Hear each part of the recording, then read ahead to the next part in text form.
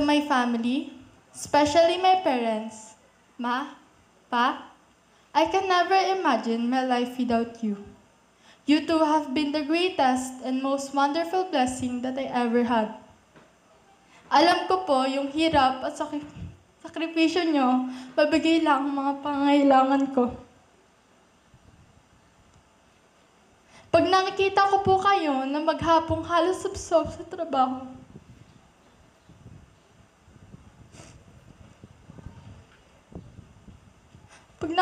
pag nakikita ko po yung mga gabi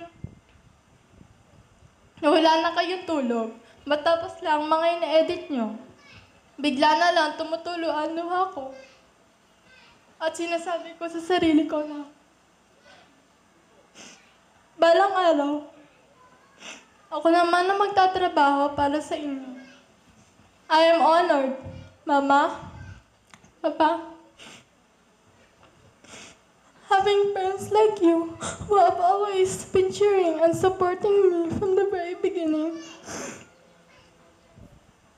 Thank you for being not just my constant.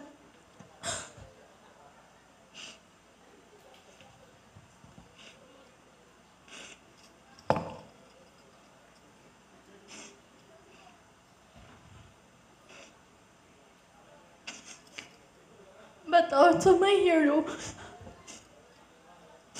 Kayo po ang dahilan kung bakit ako narito ngayon at kung bakit ko pinangarap to mula pa noon na tumayo sa entabladong ito sa araw ng aming graduation.